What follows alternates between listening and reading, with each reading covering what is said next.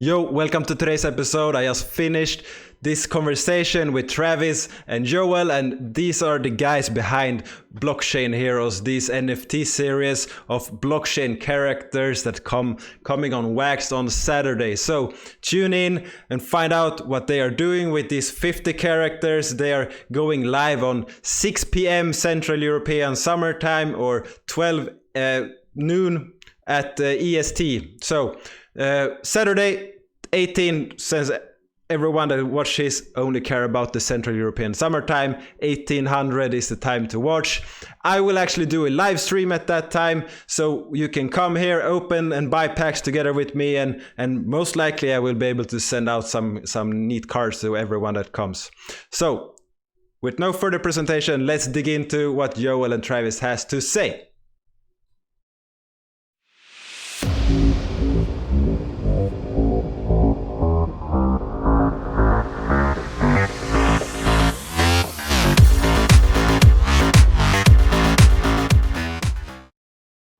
Yo, welcome to today's episode. Today we are here with Joel and Travis from Badcrypto podcast. If you follow the crypto space, you have probably seen them. They have over 512 episodes now in their podcast. And for any nerd, we know that 512 is a special number. So that's perfect. So welcome here. Thanks, Durs. Can I call you Durs? I mean, it seems like the thing to do. It works perfectly fine. Excellent. So you guys, how did you meet? There was that back alley. Dark and stormy night. Go ahead, Trav. Tell the story. Well, our good friend Lori Ruff, we're a mutual friend, said, "You two should know each other. You guys would be good friends, I think." And she was moderately correct. What, 6 years ago? 7 years ago? Yeah, 2003. Whoa, that's a few years 13. ago. Yeah, 2013. That's true. Yeah, never mind. Edit that. Let's start this whole podcast over. Yeah, we like errors because it makes you human, so that's good. No, but okay. How did you go to, like? If I read about you guys, we find that Joel goes from being a weatherman to something called functional futurist. So what's that about? Well, yeah, I was actually never a weatherman. The Wikipedia is wrong. I know that's hard to believe. I was a DJ. How can that happen? Yeah, and I've even tried to correct it. And the Wikipedia Nazis. I mean, this is why we need decentralization. This is why I'm a fan of Everpedia, right? But Wikipedia is not a reliable source. I was a disc jockey. I was never a weatherman. I think as a DJ, I probably said, "Hey, it's raining outside." You know, that's official. Good enough for me. I'm a man.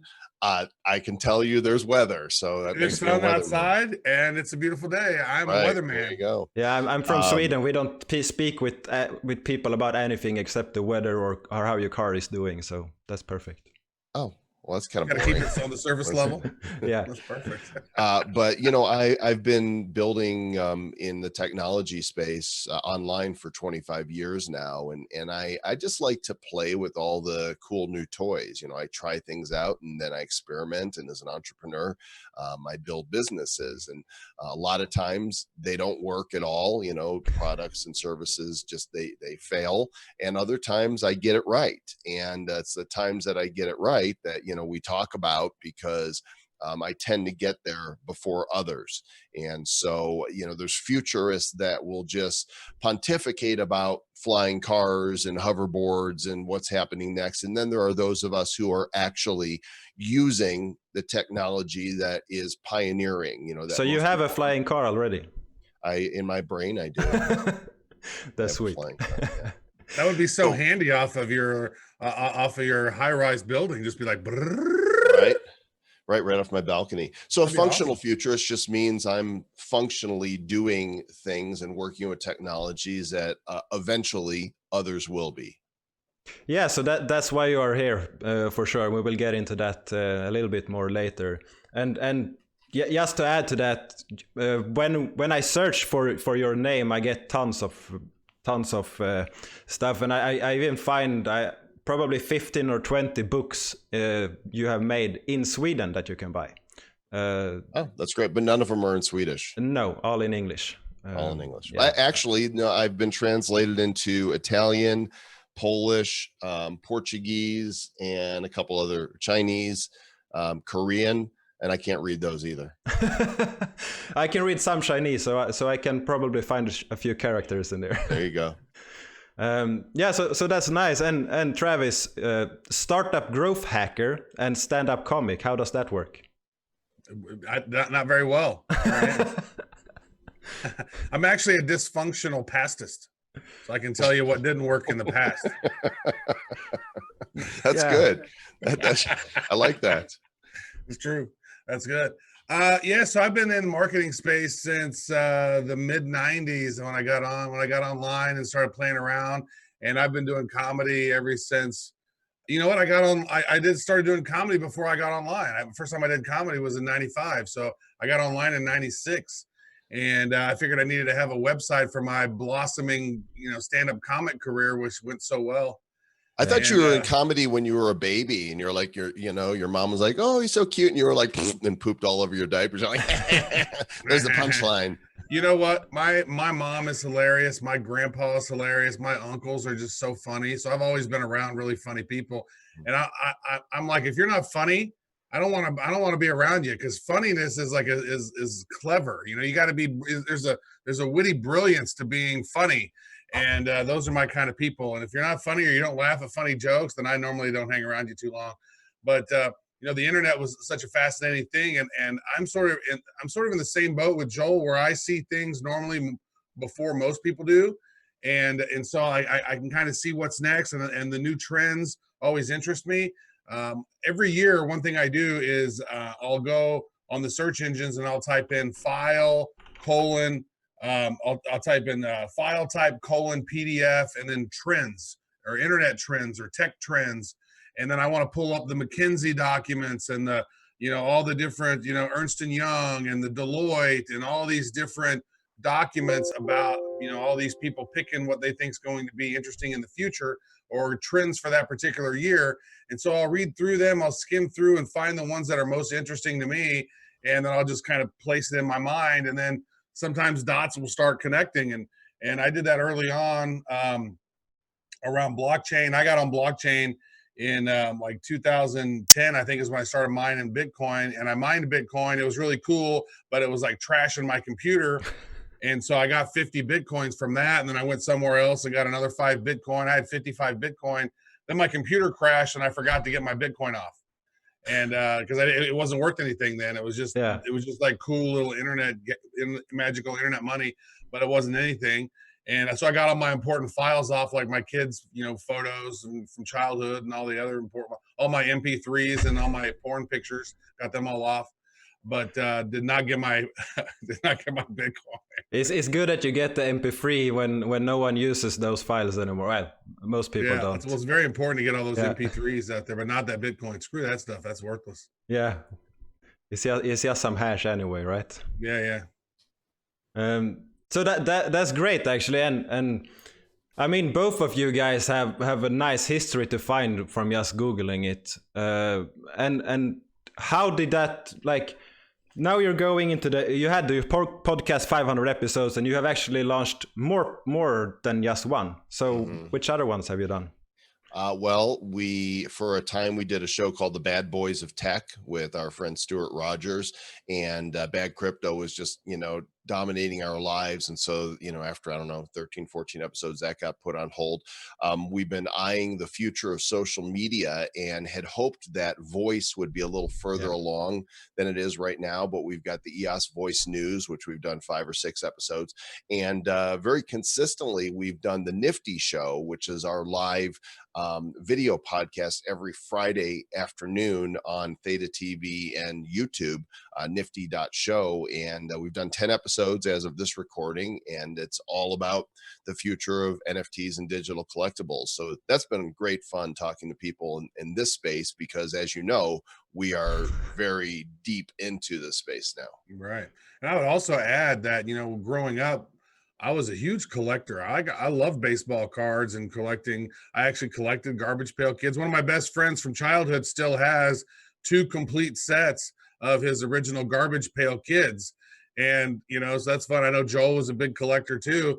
And so what's so interesting about the NFT space, just briefly, is that, man, it just hits on a whole lot of areas that are interesting to us. Like, for one, it's like collecting. So that takes me way back, right? To like my, till I was like 6, I think is when I got my first pack of baseball cards. No, I think it was actually, I was 4 or 5 when I got my first Star Wars. I think my first pack of something I got was a pack of Star Wars cards from when from the first launch. And I was like, whoa, these are cool. And then, I was really good at Photoshop growing up. I started picking up Photoshop, and I was a graphic designer and marketing. And here we are in blockchain and all this other stuff. All of these things just sort of collide into these NFT digital collectibles now, all of these skills that we've developed between Joel and I, and not only Joel and I, but Joel's son, Zach, and my son, Jarek. Have literally all of our skills have sort of culminated to where we are here in this non-fungible token digital collectible space. Yeah, and this space is really exciting. I mean, we haven't even started to explore where NFT will take us.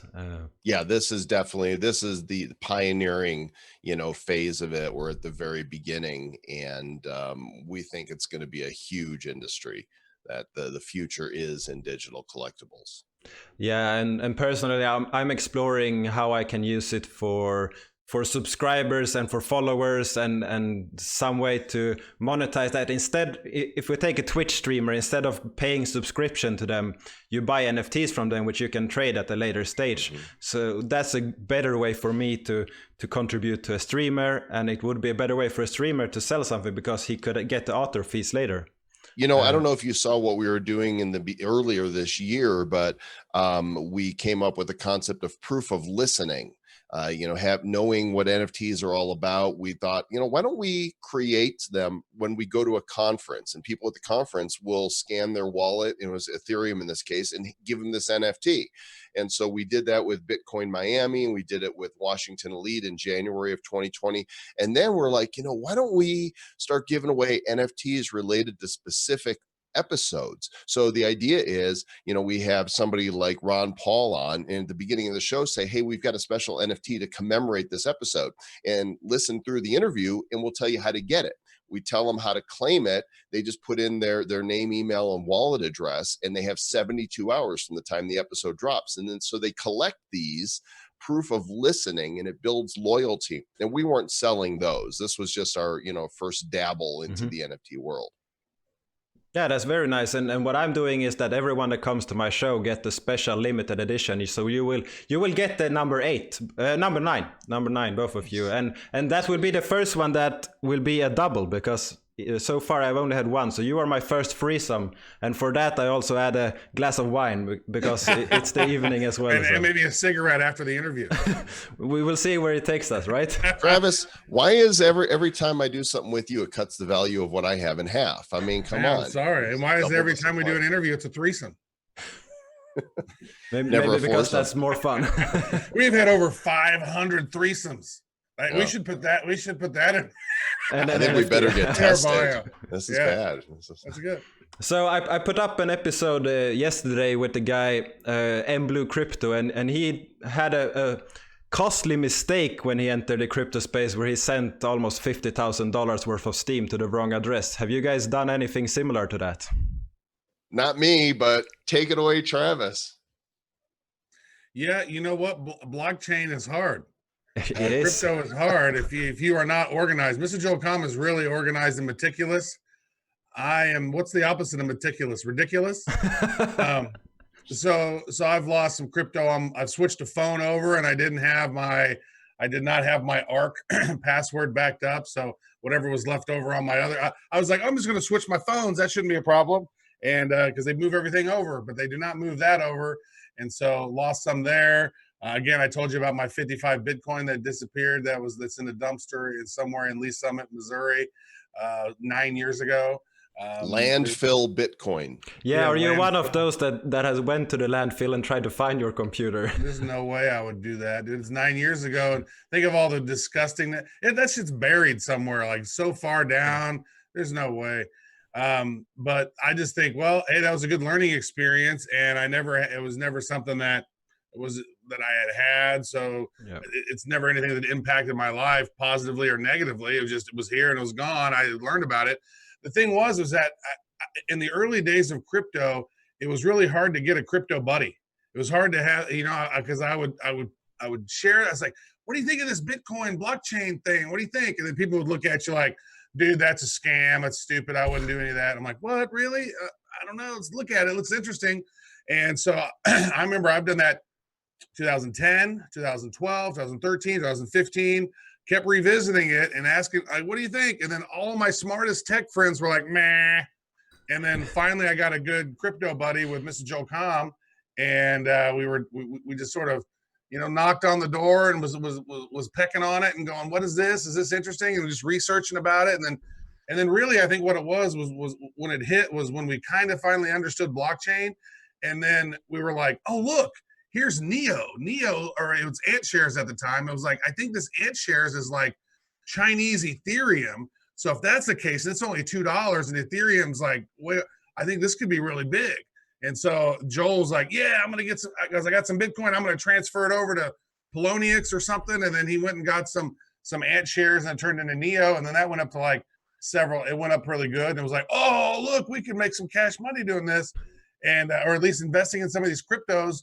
Look at how the price of Bitcoin is increasing. All these coins, when we started getting in where we were chatting, having these conversations in 2016 and early 2017, there was just that steady price movement that was going up. And we're like, oh, did you see it? Bitcoin's now at 2,000. Oh, Bitcoin's looking, and so we were having these conversations, and then it just slowly evolved that we started having conversations around it and ended up having the show. Here we are. That's beautiful. Yeah, so 2016 is when I went in, and I went into Dash as the first one. So yeah, I was there, and during the ICO bubble or the explosion or whatever we should call it, I made at least one really bad judgment. How about you guys? Did you find any bad ones? Of course. Everybody did. I mean, nobody can time the market, exactly. And we definitely made our mistakes, but you learn from it. And yeah, for sure. Definitely. Yeah. I have one word for all of the listeners of Badcrypto. I know what it is. Dragon chain. Dragon chain. and another one that I have is Block V. There was a moment in 2018 where those two cryptos collectively were worth over $500,000 for me. And I was going, oh my God, I cannot believe that these are skyrocketing. And then I had a trip to fly to Southeast Asia. There was a blockchain cruise that was going on, and it was put on by Coinsbank, and there was so many awesome people at this event. And so I went to this event, and during that event was the peak and then the immediate crash. And the internet was so bad, did not have access to do anything, or my cryptos were back home.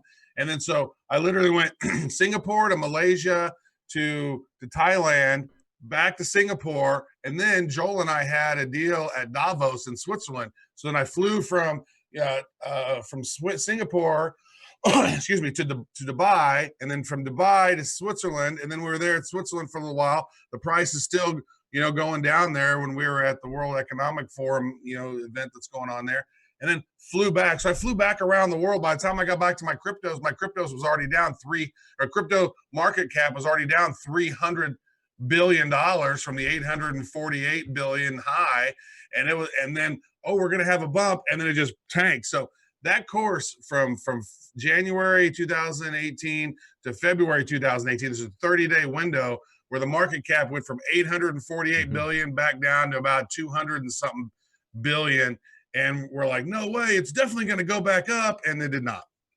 Yeah, so that was an expensive cruise.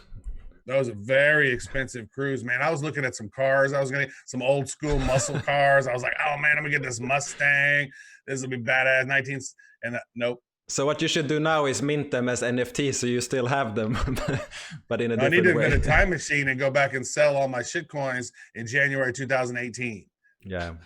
And then buy all my cryptos back. A lot of them needs, and currently a lot of people need to do that with the DeFi. So there's people losing money there as well. But okay, let's go into the blockchain heroes, because that's why we are mainly here, and that's what's really exciting right now, because when this launches, Blockchain Heroes will go live in 2 days. So that is very exciting for me. Yeah, Yeah. Us So too. so what's blockchain heroes?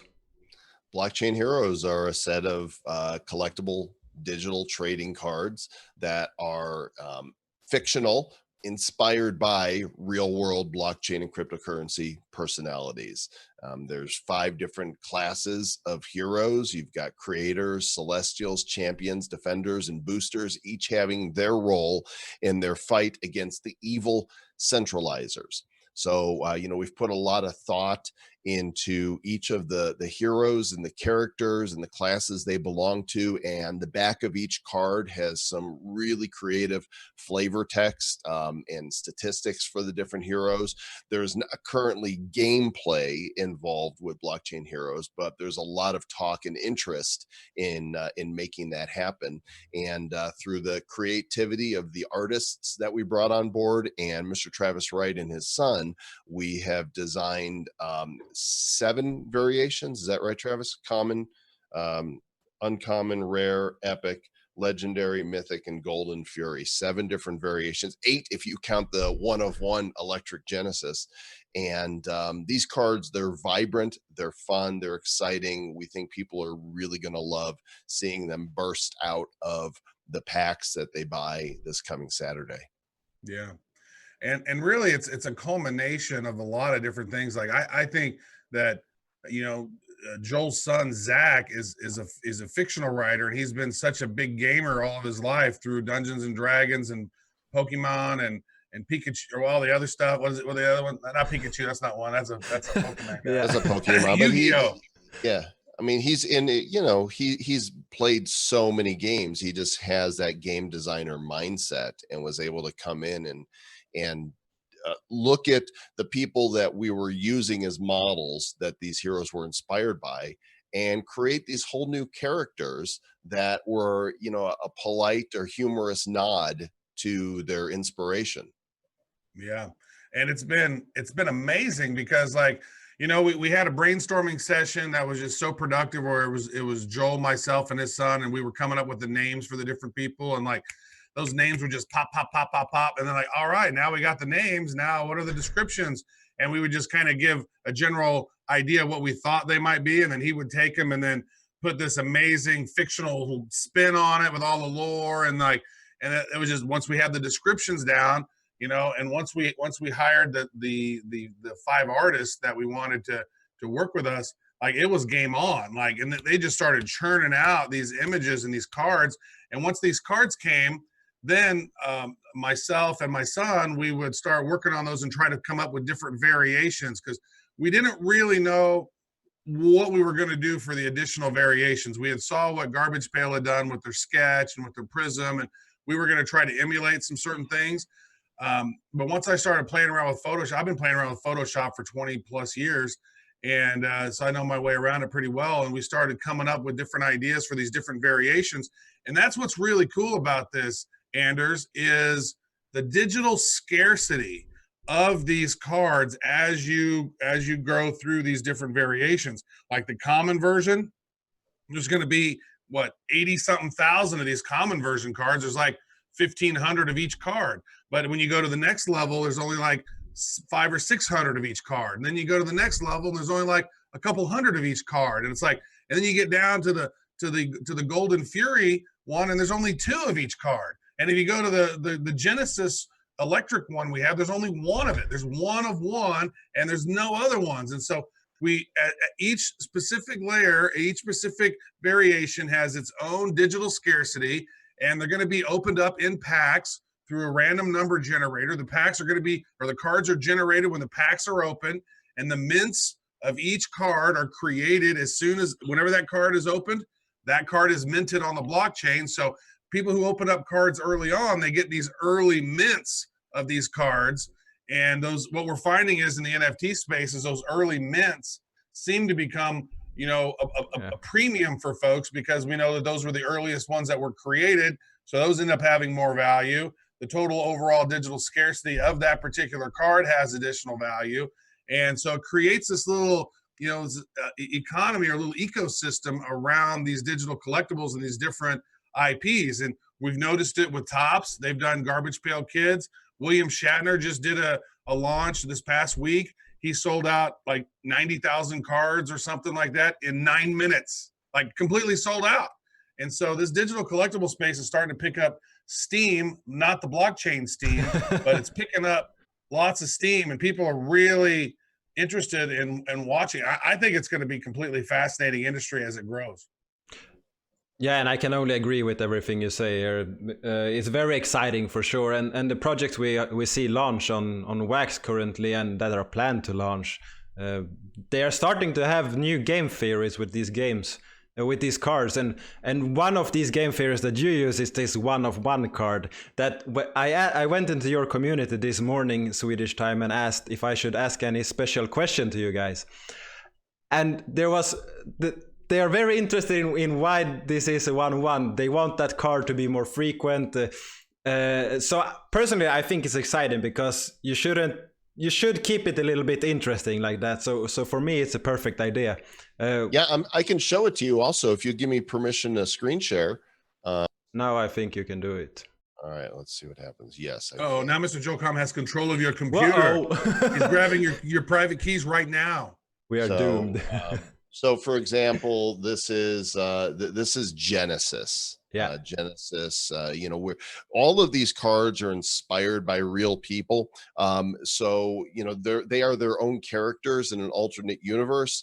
And so we don't say who the heroes are inspired by. These are parody cards. But in this case, obviously Genesis is inspired by Satoshi Nakamoto, and so he is card. So Travis Wright, right? Yeah, right, exactly. And I thought it was inspired by the Great Book of the first book of the Great Book. Also not. Okay.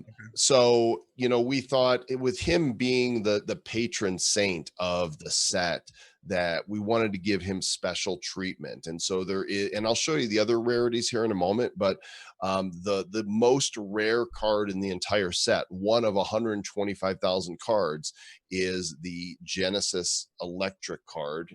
And this card is guaranteed to drop in a hero pack. There's hero packs and there's Titan packs, and the hero pack is a set of 5 cards. And people tend to gravitate right to the Titan packs because there's better odds for dropping higher level cards. So we thought, we're going to give the hero packs love, and this card is guaranteed to drop in one of the 10,000 hero packs. That's nice. It's also a nod to, Bitcoin needs electricity to be mined, right? And we thought that would be the coolest version to have as the most rare version. Yeah, and since the rumors are that you are Satoshi, I think it makes sense as well. I'm Fatoshi. That's his brother Craig. That's the one rumor. This is I'll just do a quick show and tell. This is a mythic card, which would be in the Garbage Pail Kids world equivalent to a collector's edition rarity. There's a common version of Overseer. There is a uncommon comic version of Bright Stroke. There's an uncommon Exchange. And Travis got super creative with these variations here. This is our rare card of Dynamic Defiant. This is an epic variation card, which in the Titan packs, you're guaranteed to get one of these, and we call it our sketch card. There's Master Control. There's another Da Vinci Rare. There's a Mythic Stampede.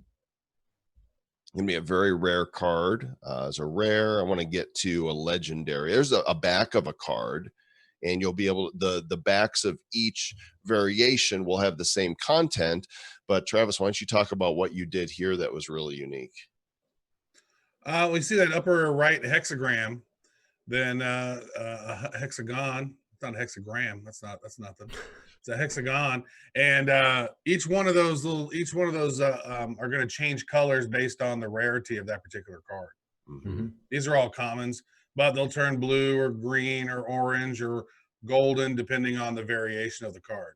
And the backs of the cards, they really add so much because they're not just pretty pictures on the front. There is a story behind each one of these heroes, and we try as well as our illustrator's name. As well as the illustrator's name. Here we go. Here, this is the legendary, what we call the Shockwave variation. And of course, you'll have a chance of getting. Ginger Girl's awesome. That was one of the first ones that was actually the first one that I figured out that I could have multiple colors on that. I figured out how to do multiple colors on the Shockwave. Yeah, she I was Yeah, like, it's oh great. my God, Joel, you got to see this one. This one's amazing. This is the best one ever. And then it's like, oh my God, this is the best one ever. Until we did the next best one ever. Right. I think there's been about, I don't know, 200 best ones ever. It's hard to pick the favorites. There's so many. And then finally, after the sale is over, Anders, we're kind of following what GPK did with their golden cards. They made 4 different of their characters, 25 of each. And after the sale was ended, they airdropped those 100 cards to 100 random wallets that had made the purchase. Well, we looked at that and thought, that's not enough, different variations, because if there's 25 of each of them, those are less rare than your collectors, the CE editions. And so we have made Golden Fury variations of all 50 heroes, and there'll be 2 of each hero. So all of them are represented, and all 100 of them will be dropped to people randomly. Can you drop that Rock Fears on my account? Yeah, I wouldn't mind getting one of those either. It's the next president of United States, right? Well, that's what he thinks. Yeah. So there you go. That's kind of an overview of what the cards look like. That's a nice little random mix there, Mr. Joel Comm. Yeah. Yeah, you just like randomly throw them in a folder and then. Yeah, I did, and called it show and tell. What I need to do is put them in order so that it makes sense as I'm revealing them. Yeah. I liked it. Yeah, and they're amazing. And I got some of them sent to me, and I will add them on the screen. So if when you watch this, you will actually see some of them during the entire show. Who sent those to you? Who did this? No comment. Someone, I think it was Satoshi that did it. So you guys are both have this huge internet marketing background. How has that influenced how you are launching Blockchain Heroes? Well, I think it's hugely influential, understanding how to do marketing online, how to appropriately use social, how to build community, how to do promotions that gain interest from people, how to get them talking about what you're doing. Travis likes to say that what we do is we stack skills, so all the things that we've learned before is, kind of another brick, another building block for that next thing that we're going to do. And because we've both got more than 2 decades of, online marketing experience, we're using that knowledge and experience to do this. And it's been really good. I mean, we've got 937 members in our Telegram right now, pre-launch. I remember when the GPK trading group started, there was actually one, and then something happened and that one got shut down. There was a new one, but it was right after the set launched, and there was 300 or so people in there for weeks. And so, using our marketing know-how has helped to grow this thing. Yeah, I would add that, Joel and I seem to work really well off each other. Like one of us will have an idea and then they'll be like, oh, but what if we, I'm like, oh, dude, yeah. And we could blah, blah, blah, blah, blah. And so we end up building on top of these ideas, and we end up, taking all those years of marketing experience. And I tell you, I think as far as product launching and NFT, Mr. Joel Comm is putting on a masterclass here, as a lot of the stuff is he's handling a lot of the front facing stuff. Because every once in a while, I get a little rowdy. I'll tell somebody a little something like, hey, that was a little rude, Travis. You might want to be a little nicer to our customers. And I'm like, I know, you're right. You got to handle all that. But so I'm back here doing a lot of the production, but I'll throw some ideas out there, and Joel's been killing it on the front end on the marketing on this thing. Yeah, you're very present. I see you in a lot of the community chats frequently. Yeah, I think it's important, and people want to connect. That they're connecting with the heroes. We also want them to connect with us. I mean, this project is truly a passion project. This is our heart and soul. I mean, we have been pouring ourselves into this now for 2.5 months. eating, been a sleeping. blast. It's not even work though, dude. This is just Oh. fun. It's like that. It sort of taps into your whole book you wrote called The Fun Formula. Like this isn't work. However, some days I'm putting in 15, 16 hours and knocking shit out. You know, it's like that's work, but it doesn't seem like work because every time I create a new card, it's the best one ever. Yeah, and I can relate. I've been in working full time in the crypto space for soon 2 years, and I really love it. And I work well. My girlfriend will say that I work all the time, and that's not far from the truth. But I don't see it as work most days. It's awesome. Right, it's play. It really is. We love what we're doing. We love what we're creating here, and we love our community and their enthusiasm. I mean, the excitement that we've seen from them. Yeah, I remember the first week we put it out there, I said, hey Trav, let's go live and invite people to the live with us. Let's do a Zoom and invite them in and just like show and tell what we're doing with the project and answer questions. And we called it the Hero Report. It's a weekly community meeting. Well, we've done 6 of them now. And like the first one we did, like 20 people showed up. I think the 5th one we did, we maxed out our Zoom at 100, and there was probably a dozen people that couldn't get in. So we increased our capacity. Yeah. Including the head guy at Wax was trying to get in. Couldn't get in. They couldn't get in because it was full. It was full. I mean, they just pack in. And then last week we had about 130 show up, and it's not just that they show up, they come and they stay. You know, a lot of times you'll go to a meeting and you stick around for 10 minutes, you get bored, whatever, you got other things to do. They come and they stay for the whole thing. And we try to over deliver, right? We want to add value and delight and surprise them every week. And we're doing it again tomorrow. Now I know yesterday this won't come out. Yeah, this won't come out till Thursday because today's Tuesday. But on our Wednesday meeting that will have happened yesterday, we're going to blow people away. We're going to drop a bomb on them that nobody sees coming. That's going to add value to this product launch. And that's really that's where the marketing comes in. That's where the passion comes in, and this community building of we want people to walk away from this experience thinking, wow, that was incredible. That set the bar. We want more of this, which would be great because we want to produce more of this. We're just having a blast. Yeah. Now that first one that we did, was that the first one where I said, I went ahead, was it the second one that I created the first PowerPoint, or was it the first one? I think you said we're going to do a hero report, and I think I created a rudimentary. I think it was the second one you made the PowerPoint, because we just pulled the first one out of our ear. I don't really know. I have to go look. Yeah. But yeah, so now every week I create a presentation around it, and there's pomp to it. And I'm not talking about Pompliano. It's just this sense of an event is taking place. And I think that's part of the roadmap for future launches of different people who are trying to launch something as an NFT or building a community, is that element of having a weekly show where you're engaging your most engaged fans, because they're the ones that are going to be out there telling all their people and sharing about it. And I think it's just been instrumental. So those PowerPoints that we've created is sort of a blueprint of how to maybe do a launch down the road. And we've had so much fun with this and so much excitement. We've even created and innovated some things along the way. We ask our fans every week kind of some things, what do they want? And one of the things was that we were having conversations around was, we were like, these are really cool. Maybe our team would like to have some of these printed out. So not just, having them so we can see it, Trav.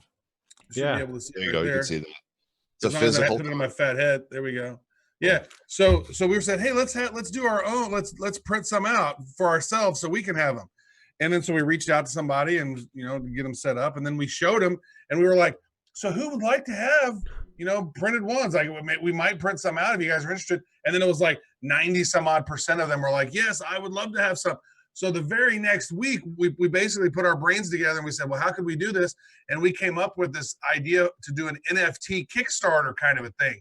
And so what we did was we did a pre-sale of 500 of Hero decks and 250 of Titan decks. The Hero decks are basically the basic card. And then the Titan decks are the Shockwave versions, but we didn't have these done yet, but we basically sold out 750 decks in 42 hours, and we sold them the NFT. We said, here's your receipt, here's the NFT. Yeah. Whenever they're printed, you are going to send us back the NFT. We will, and then you have a QR code on your deck, and then boop, and now you have that on the blockchain, and we'll send you additional NFTs and additional character cards or additional NFT cards that have never been created before, and you'll get special random ones of those. So adding that, sold out like great. It was crazy how fast. Yeah, the trade volume was over 1 million wax in the first day. So yeah, less than 48 hours we sold out. And the other thing that we've done, which I think is a great marketing lesson, is promotional cards, right? We started with just an airdrop of a general Blockchain Heroes card, which had the coming soon date on it, and we dropped it to active wax wallets. But then we started thinking, oh, let's get creative here. You know, we were contributors to Cointelegraph. I wonder if they would be interested in working with us to create a card. And so we actually did, and I'll pull it up here and show you. We created Telegraphico. Yeah, it's a nice one. They then offered this card to their readers, and their artists created Telegraphico. They sent that to us, and we built the card. That's right. And so 309 of these have been minted. And what's really amazing is these free cards that we gave out are selling on secondary markets. So there's already a marketplace out there. I mean, somebody spent 700 wax on, or they're listing this one for 700 wax. But you know, if we go into stuff that's sold, you'll see a lot of these have sold, and you'll also notice that there are many. You know, there's one we did for Cred, there's one we did for Coin Genius, and the marketplace for there's a Stampede crayon. The marketplace for these secondary these cards here, just the promo cards, has been amazing, and it shows you how hungry the audience is for quality digital collectibles that are going to be fun to open. I mean, nothing against Garbage Pail Kids. We grew up with this stuff, and it's pure nostalgia, right? And they did a fantastic job. But you know, William Shatner sold out last week, and there was nobody lining up except for some Star Trek fans, right? In the digital collectible world, people aren't lining up to go, gee, all of the intellectual property out there, I sure hope William Shatner takes a picture of, him and Spock and puts it on blockchain. That's, those aren't super exciting. Now, if you get a cool X-ray card or a Radiant card, yeah, that's exciting. We want every pack opening to be exciting. We want the color to just burst out at you the way that, each of these cards is vibrant and so many of them are alive. And we want that excitement that comes from when you would tear open a pack of cards and your little stick of gum would fall out and you get something super rare. Yeah, do you want to show the pack opening that we've got on there? Because I think I might be slightly biased, but I've played with all of the different apps so far, even on mobile, like the Tops app and Panini app and the Quid app, all these different collectibles. They're not on blockchain, but they're digital collectibles. But I think our pack opening is maybe the coolest one that's aside from maybe video games like Overwatch or something. Have you seen it yet, Anders? But no, I have not seen your pack opening, and I think Overwatch has a little bit larger budget than you have. They do, but let me show you what we created on a very limited budget. This is a Titan pack opening here that we're going to show. That's awesome.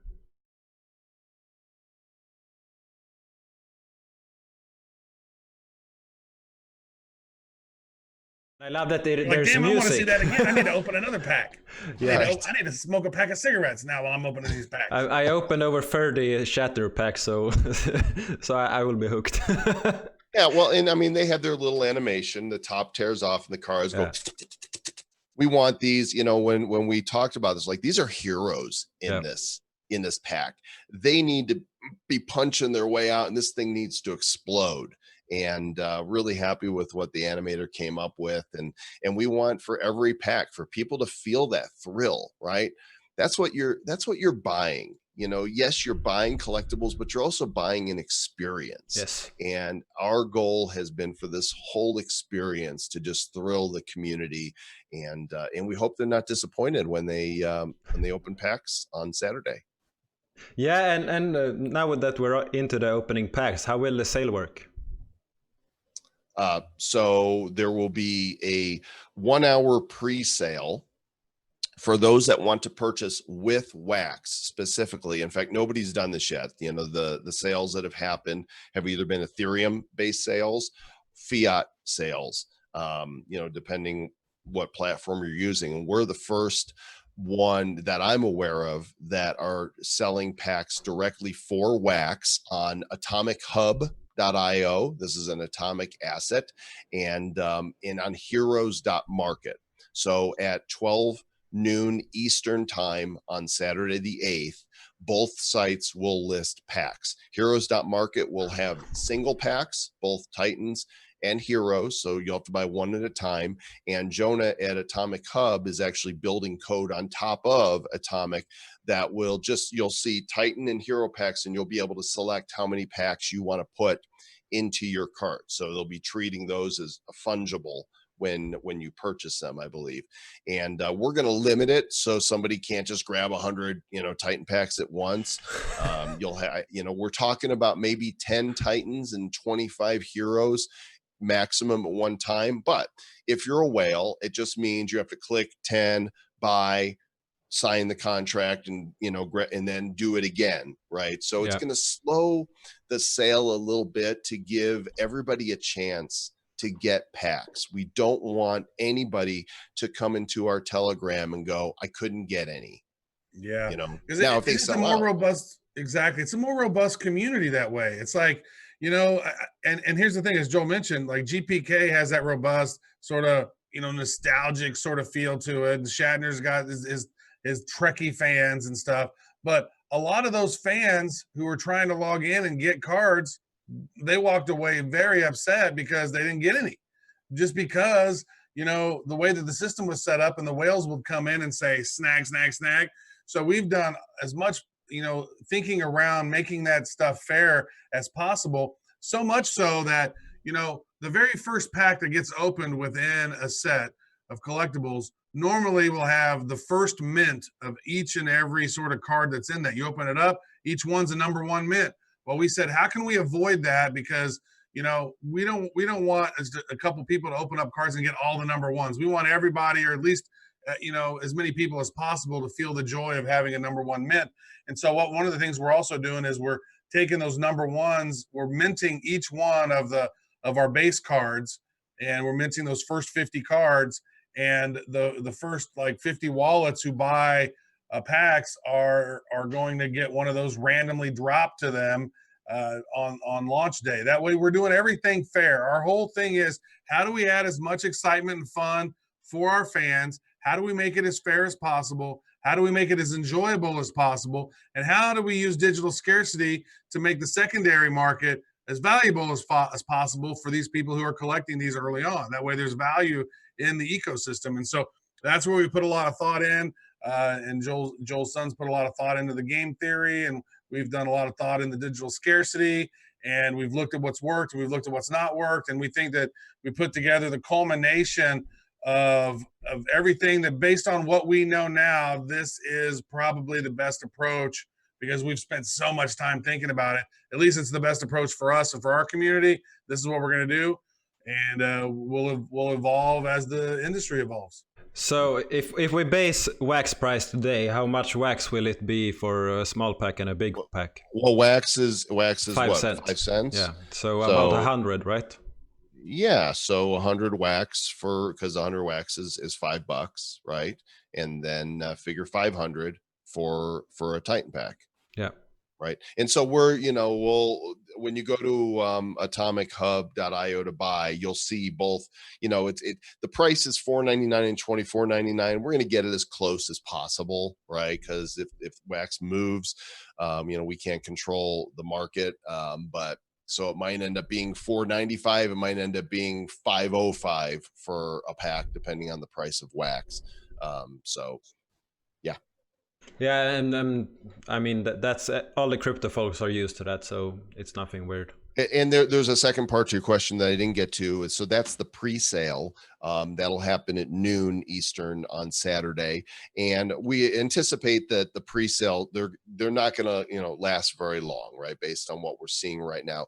But then at 1 o'clock Eastern, so there'll be a certain amount they'll sell out before the hour's over. But then at 1 o'clock you'll go to bcheroes.com. Now, Wax is actually the Wax Labs funded this project. We won, a contract from them basically with our proposal. And so their team is doing the whole back end. We're handling the product, marketing, and all of that, but they're bringing the code to it. And in the past, they've used Stripe to process, and they've had some problems with that, and a lot of people have had problems with it. So right now they're talking to MoonPay, and we're still trying to finalize this. The goal is for people to go to bcheroes.com and buy Wax with their credit card, right? So that's how MoonPay works. You buy crypto with your credit card, and then you can buy the packs. So it's supposed to be transparent and work pretty seamless, but there's some issues at the moment. Hopefully it's all resolved.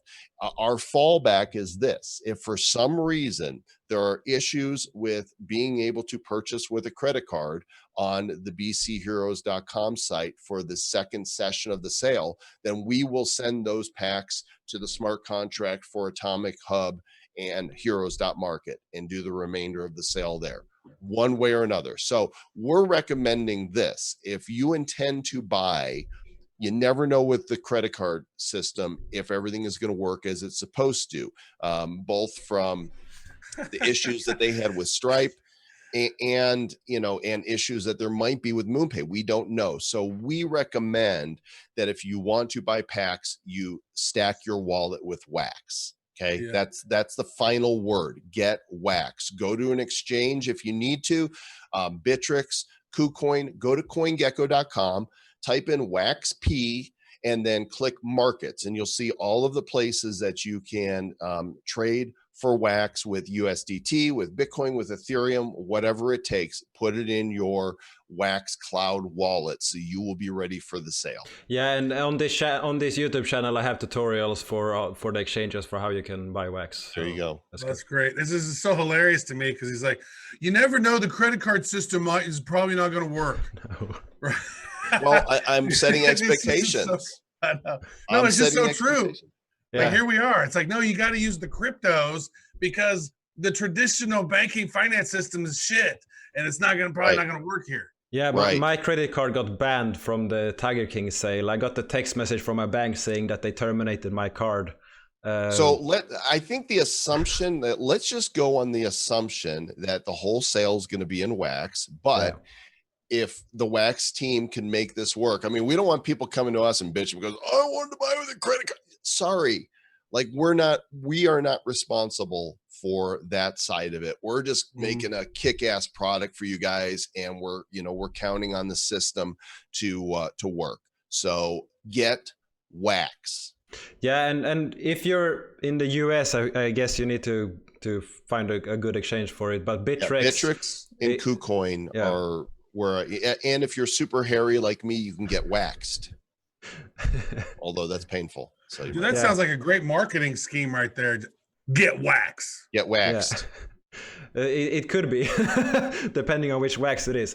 But crypto local is also a way to buy from community members with PayPal and things like that. They usually add a 1%, 2%, or 3% on top, but it's easy way to get it at least. Yeah. Right. And that's certainly an option. If you were like, we're talking to the Wax team regularly now, and they're talking to MoonPay to make things work. And I'm like, you know what? I have a seasoned PayPal account if we need to, use that instead. But I'm just going to go with Wax as the fallback. Get Wax, guys. I cannot iterate this enough. Get Wax. Yeah. A buddy of mine was like, dude, how do I get Wax? Like, he's not in crypto at all, but he's got an MBA in finance.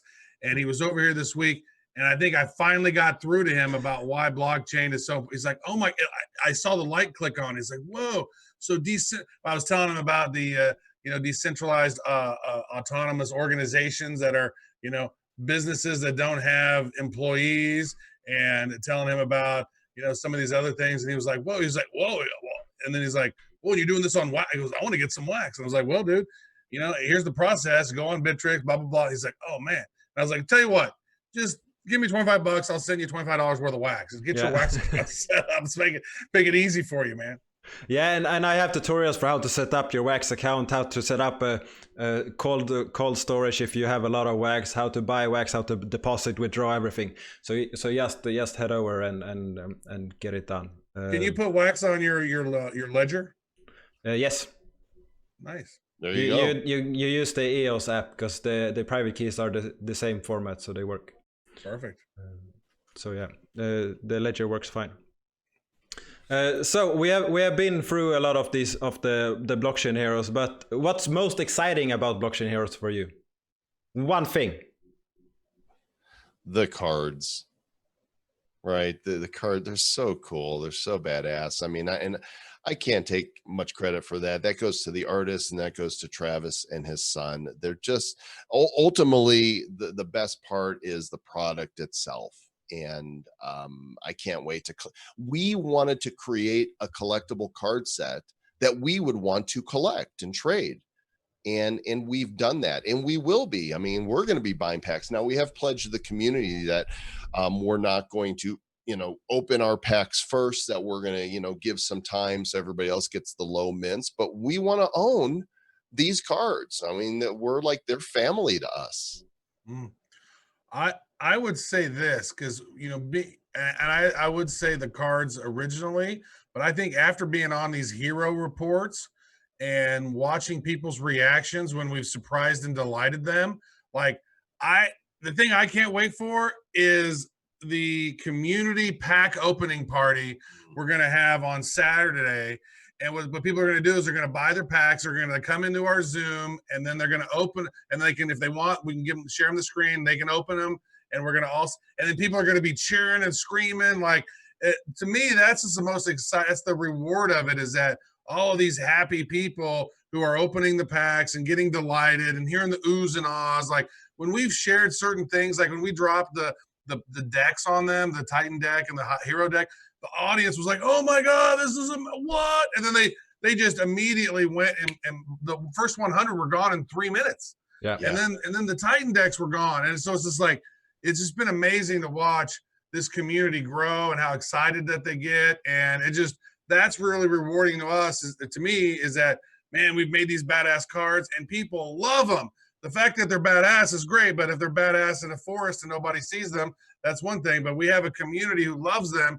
And that's a testament to Joel and his side of things of really growing that thing. And man, seeing those people happy is just amazing. We're not going to release them in a forest. We're going to they get lost there. They're not going to know where they are. Chain. It's not there. Yeah. Actually, we're going to go live Saturday morning. So the sale happens at 12 Eastern. We're going to go live at 11:30 Eastern. We'll be on Theta TV. We'll be on the Badcrypto channel on YouTube. We'll be on Facebook and on Periscope. So we'll be streaming the launch and everything that's happening. And so if the wheels fall off, we'll be going, "Oh my gosh, what's going on?" And then at least we're going to have accountability, though, right? Yeah. For those that want to do pack openings, we're going to give them the Zoom link and say, "All right, come on in," and we're going to take turns, and we're just going to have pack opening day, and it's going to be a lot of fun. Really, just want to see people trading these, and we think that the Telegram is just going to be absolutely explosive on Saturday. People are going to be gloating. They're going to be like, "Oh shit, I just got a legendary Genesis. Check it out." They're going to be like, "Oh man, that's awesome. I wish I had a legendary Genesis." It's going to be great as we all pack some wax. What is it? We're going to crack wax packs.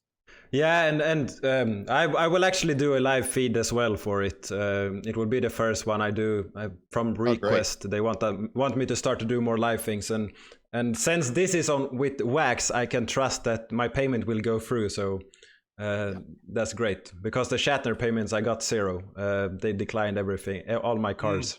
Well, and the other thing is, again, heroes.market is going to have a lot of packs, but they're all going to be single units, right? Each one is a separate unit. So you'll go in, you buy them one at a time. If you're going to buy multiples, you go to atomichub.io. And what's really great there is you're not going to have to struggle to, you're not going to click one and somebody else has already grabbed that one. You'll just hero, Titan, you'll pick one of them and then put your quantity in and get it. And it's just going to pull them from the pool of packs. And so that's going to be seamless. And of course, both of these tribute to Jonah at Pink Network that runs atomichub.io, and Byron, which he's the guy who created the first marketplace for gpk.market, where a lot of us traded and bought and sold some of the first cards in the secondary. And he's now created myth.market is his primary site, but he's got 3 brands: gpk.market, shatner.market, and now heroes.market. If you want heroes cards, don't go to shatner.market, come to heroes.market. And in fact, right now on both of those sites, you can go and see all of the promotional cards that were airdropped and sent out are there. People are buying them on secondary. Those will never be available again. If if you're just coming to the game now, you've missed all of these promotional drops. Sorry. Yeah, but we'll probably have more future promotional drops. Yeah, we'll do more stuff. I'm talking about the future. And as a dysfunctional pastist, I would tell you that your time is over for those promos. And talking about the future, will we see any blockchain villains moving forward? Maybe. We talked about calling them blockchain zeros.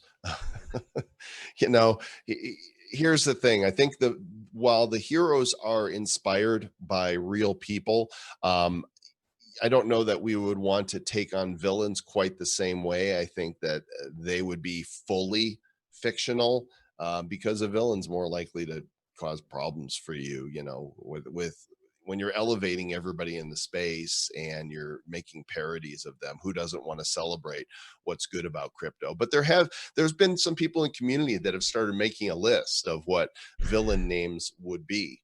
I think there's a lot. There's a lot of them. There's like the sim jacker, that guy's a jerk.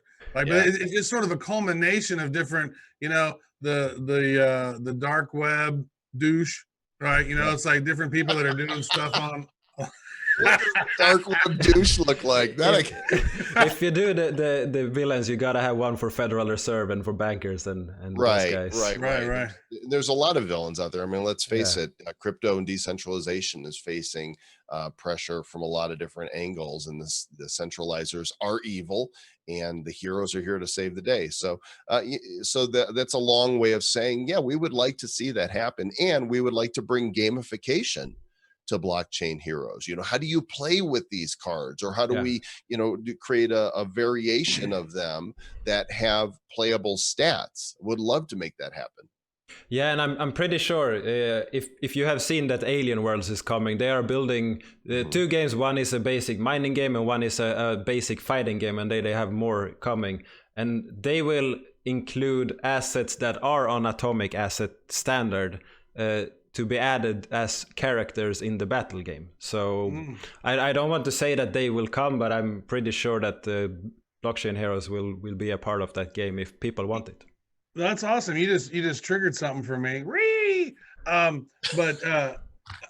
I think is interesting is that we are characters. Joel and I are actually characters in a game called Chain Clash. Yeah. Like, how cool would it be to take some of our blockchain heroes once that game gets fully baked out to put them in the fighting game? But why would heroes fight against other heroes? So you got to have some villains. You haven't seen Marvel, right? Yeah, it happens. Yeah, cage match. No, but it's fun, and as we go forward, since people own their atomic assets, we will see them being used in a lot of games, and people are working on games with garbage pail kids, and it doesn't make sense to not include other brands as well. Well, we hope so. Right now our focus is on delivering this product and making everybody happy. And then we can go from there. There's already a long list of possibilities, and really it's just going to be a matter of choosing which are the most fun for us to do and which are most in demand for the community. And then we'll look at it. But this is not going to be a one and done, right? There's so much enthusiasm for this product that we're not just going to put a bunch of cards out there and say, see ya. We want to keep building this community. We want to keep adding value. And we've already put out there, would you guys be interested in a hero of the month club type thing, a subscription box for, for new heroes and variations. And unanimously, it's like, yes. So they're already lining up for what's next. Let us just get through this, this weekend, alive. How tense are you about Saturday? It's not our first rodeo. Done many product launches before, and something always happens. That's just, count on it. Murphy's Law, as we call it. So thankfully, we have the support of the technical team at Wax. We have the support of Jonah at Atomic Hub and Byron at Heroes Market, and I think we have the support of the community. Everybody's pulling for this to go off as flawless and seamless as possible. And if we encounter some bumps in the road, we'll just deal with it. That's why I'm even putting it out there already, is that fiat might not work. Stack Wax. So I'm trying to handle objections before they might arise, because we want to serve everybody. We want to serve the people that might not have, Wax and want to buy with credit card. But if it's not possible, because technically crypto and fiat, they're still not matched up in our current world. We're getting there. It's moving towards that, but there's definitely complications. Yeah. And I would say this, man, really our focus at this point is, I think Joel just sort of hit on it, but our whole purpose now is to deliver delight to our fans. And we're doing that. And you know what? There's going to be some hiccups along the way, but our audience knows that we're in it for them. We've done everything we can to make it as fair as possible for them. We've listened to them, and we've implemented a lot of their ideas along the way. And so if we continue to deliver delight and bring happiness to these folks and enjoy collecting these things, then I think this Blockchain Heroes IP could have a pretty long shelf life. And I think you're correct. For sure, I want to stack some Genesis ones, but I will find another one that I will also stack, because that's what I do. In the Tiger King, I have this guy that pulls the teeth out of a tiger. I think I have like 60 of them or something. And wow. And Fat Matt, I have almost 80 of right now. So you pick a particular hero. You're partial to one card. Yeah. That's interesting. I gotta do that too, Joel. I got a bunch of bad Brads because we're Badcrypto, so I stacked a bunch of bad Brads. Somebody in the Telegram asked a question this morning that I thought was really interesting. If you stack, all of these commons for a certain variation and get them cheap, and then burn them, but keep just a few, you've just increased the value of those cards, because now those commons are super rare.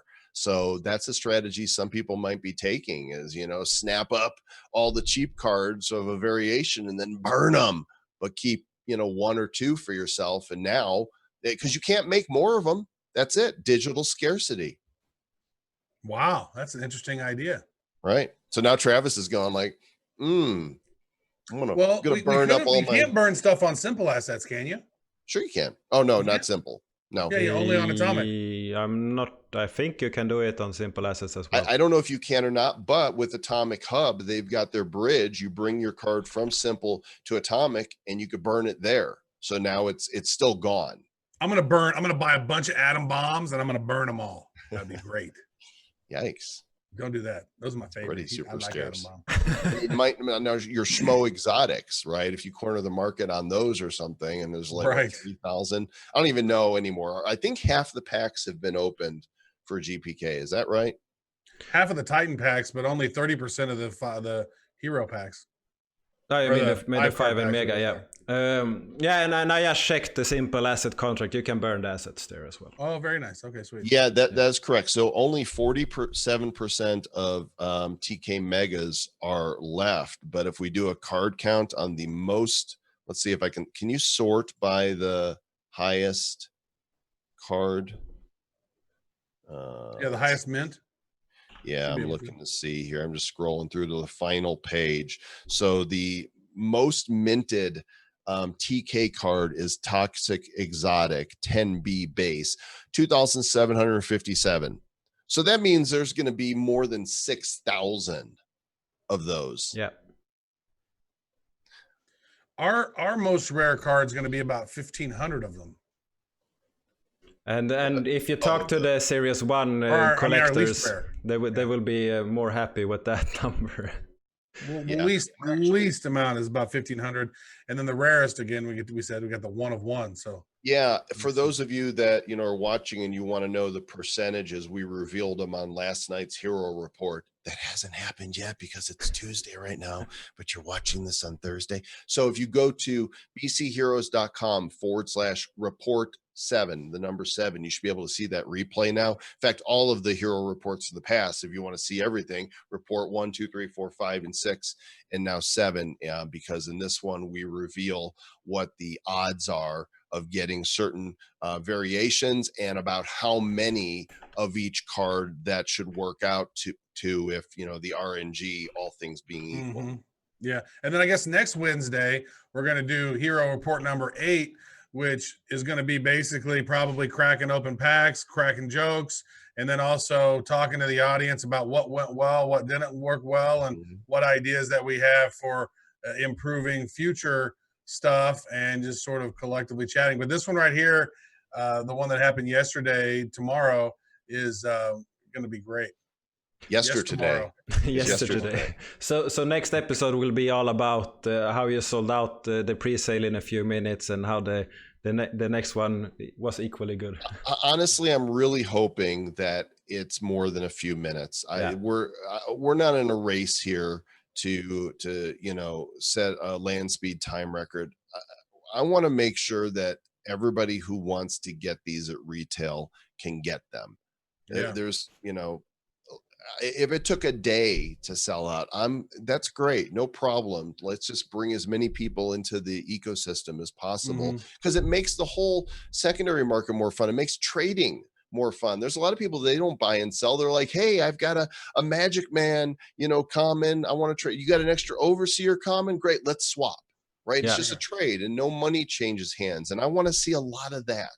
But you need a lot of people to do that. Well, that tells you, Mr. Joe Comm, like, instead of just launching everything in that pre-sale and saying, go get them, it's almost like every 10 or 15 minutes we need to release a new batch for that pre-sale. That way everybody can have access, because if not, somebody's going to go, I want 25, 25, 25, 25, 25, and buy them. They're going to try to buy them all up. If it didn't make it inconvenient for Jonah, then we would do that, but it does. So, the last minute idea is interesting. Let's change everything. Well, we were going to do the pre-sale on the 8th, and then the other sale on the 11th, which was going to give us a chance to sort of stagger those throughout the course of the day. But then we saw Shatner sell out in 9 minutes, and it's like, we probably better just have the impact all in one day instead of over a few. Yeah, I think that's healthy. People will be psyched on Saturday, and for me, it's 6 p.m. So it's a good time. It's party time for you, Anders. Party was I will pop a bottle of wine and sit here in a live chat and go. Nice. So how's your Saturday night? Oh, it's very good. I just opened up Legendary Genesis. I have some LED stripes, so perhaps I will make a little disco behind me, so that's fun. BCH disco. So okay, we have been on this for a while, so I'm gonna start to wrap this up. First, we have actually 3 questions to go, and the first one is, where is Blockchain Heroes in 6 months from now? Well, they're probably all going to be in need of a shave and a haircut, I would imagine. Hopefully they're not all on lockdown, because heroes need to be out saving the world. I guess in an ideal world, there will be a second series or another set of NFTs that are game-based, and probably a bunch of various one-off promotional cards from partners that are super cool. Our goal with the promo cards is to have made them so cool that they don't look like promotional cards, right? They're just part of the series. And so, 6 months down the road, I'd say those are probably, maybe we have HeroCon, right?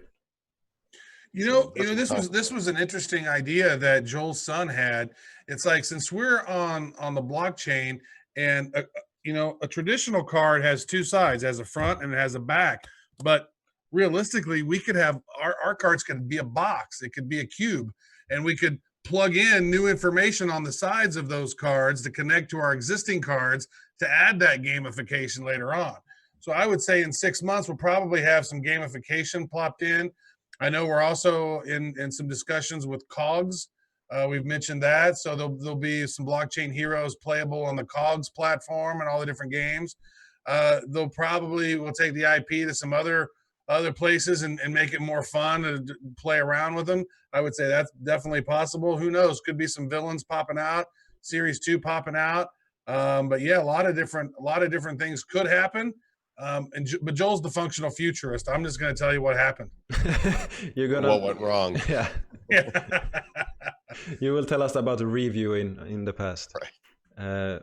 And where do you see Wax in 6 months?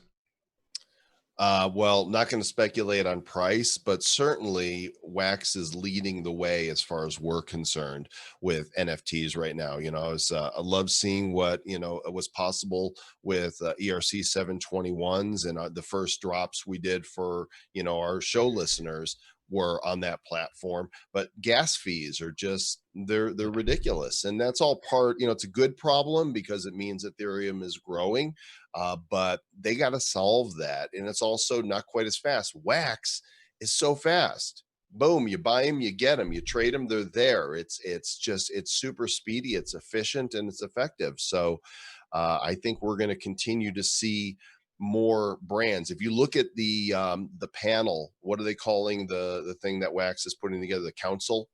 Yeah. They're bringing in big names from, big properties. And I'm like, well, to me, it seems like some of these guys are going to be launching, digital products on Wax. Atari's in there, Marvel's in there, Street Fighter's in there. Yeah, Capcom. The guy from Exploding Kittens, Elan, is in there, and that's a huge property with a massive following. So, you go to people that are used to dealing with trading cards and tell them, hey, we've got a whole new way for you to do it. It's just a matter of time before the dam breaks and this market really takes off. This is still beginning. Yeah, and we've said this multiple times, digital scarcity. That is why NFTs become so valuable, because it's provable that there's so few of them. And people want to own them because people are hunters and gatherers by nature, right? And so we want to hunt and collect. And once we know that, there's only 10 of these in existence and it's something cool that I like, then I want to have one of them. It triggers something within people to want to have to own it. Even though you can go and look at the catalog online, it's not the same as ownership. No, it's not the same. It's very exciting. And for me, I'm not a collector of any kind. I only buy what I need, and I don't buy anything in excess pretty much, except computer parts. I buy way too much of that. And still, I'm here stacking NFTs, and I'm minting NFTs, and I'm selling them in limited editions, and I'm minting all of these badges. Badges.block1 is one of my Wax accounts where I'm minting badges on Wax that I'm giving out to people that I think deserve it. You will get one, which is the Anyobservation experience, the badge from attending the podcast. I have these badges for those that participate in the testnet, those that help in the blockchain part, since I'm with one of the guilds running the Wax blockchain. I'm on that, and the guys that work in the community and the support, they get these badges as like a stamp. Here's a token of gratitude. It's something you can keep and feel proud about. We need some stinking badges. Yeah. We want badges. Yeah, and you will for sure get with your podcast badge, you will get the community support badge as well, because you're doing a great job here. Thought he was going to send me a badger, like badger badge. Badger. So okay, is that any more questions? Yes, we have one more question, and this is a bit of a random question that I ask everyone that comes here, and I will ask Travis to go first on this one. Which is your first food memory? What? Exactly. My first food memory. I think my first food memory would probably be a Coke Icy Delight. My mom would take me to this place not called Dairy Queen, Dairy King. And it's like a Coke Icy. Do you know what an Icy is? It's like a frozen slush Coke Icy with ice cream in it. That's why I'm fat. My mom programmed me early on. I love delicious treats. So I'm a treat lover. I can relate to that as well. But you're thin. I hope you have a different question. I lost 30 kilos, so Oh, Nice. so I used I'm to be expecting bigger. a different question because I don't like that one. Everyone gets asked it, Mr. Joe Comm. Yes, everyone gets asked this. It's one of my questions that I actually got from my food. my My food girlfriend. never remembers anything. So I talk to it. It's like, where were you yesterday? And I don't know. I'm just So It was you like, have "Yeah, I was a no like cow." when I was with my grandma when I was a kid, or when I grew up in school, or like Michael Blue when he was a kid, he was treated to these nice restaurants, and when he went with his friend's parent to McDonald's, he asked for a lobster. He didn't get one. I'd like a Mac lobster, please. I Like, just I sorry, don't sir. have an earliest food memory. I don't know. It's good. It's perfectly fine. So I don't remember what I had for dinner last night. That's like You don't ever remember eating food as a kid? I remember eating food. I just don't know what my first memory would be. Well, it'd be whatever you remember. Yeah. I remember eating food. Yeah, Okay. that's good enough. playful. You're not So picky. Such a fun answer. Yeah, That's what you get. but that's great. I'm really grateful that you came here and you took time, and I will try to help you reach out with Blockchain Heroes. I think it's exciting, and thanks again. Hey, Thanks, Dirk. just one request. Can I get the food badge? Don't give him the food badge. I deserve the food badge. I should make a food badge, and you will sure get one. Yeah, sweet. Nice. I want the first mint. Suck it, Mr. Joe Comm. You should make it put like chocolate mint ice cream so he gets the first mint. Yeah, That's that's his what food badge. what I say about Fat Matt. He doesn't care about the mint number, only the mint in the chocolate. Nice. Love it. Beautiful. Really Yeah. appreciate it. Thanks for having us on. Yeah, thanks.